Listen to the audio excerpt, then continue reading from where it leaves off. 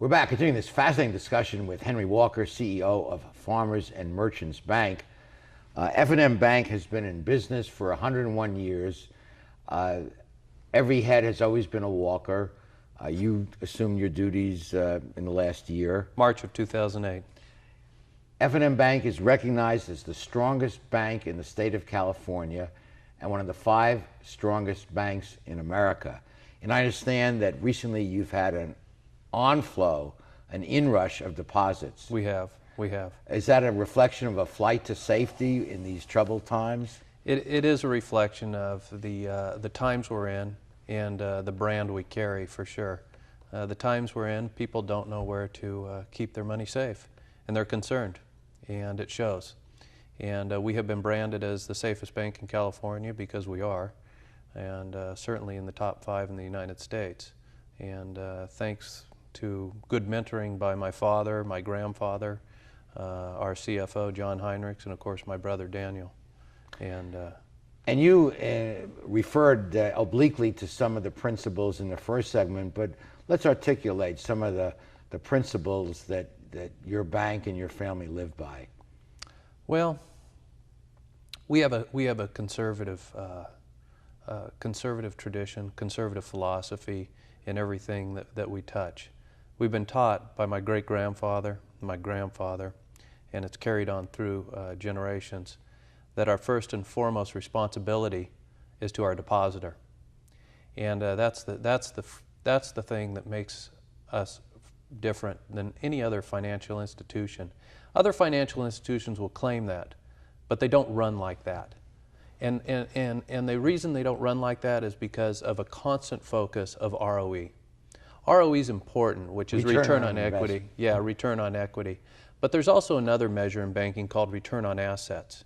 And return on assets is a critically important measure.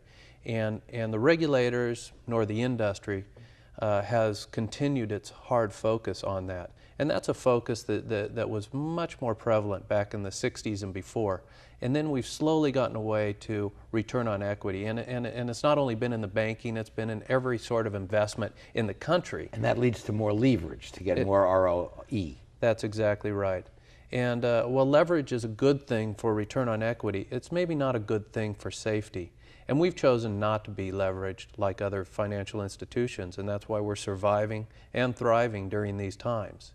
Our capital ratio, capital to asset ratio, is 15%, and that is far and above any of the other banks that we compete with, and even the banks we don't compete with. Most of the banks that took the TARP money still only barely touched 10, 11% after they took the government funding. And of course, just for the record, of course, you didn't ask for nor receive TARP money. We need it. Yeah, we don't need it, and we didn't take it.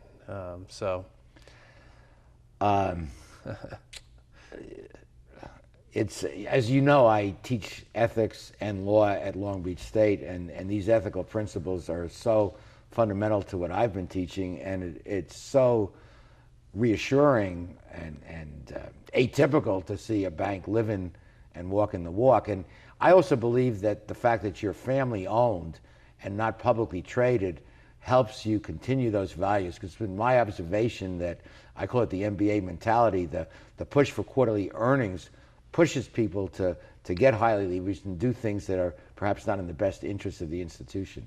It certainly is, and I think one of the things that causes that in our society, be it banking or any business, is the fact that the leadership in the organizations do not have any skin in the game.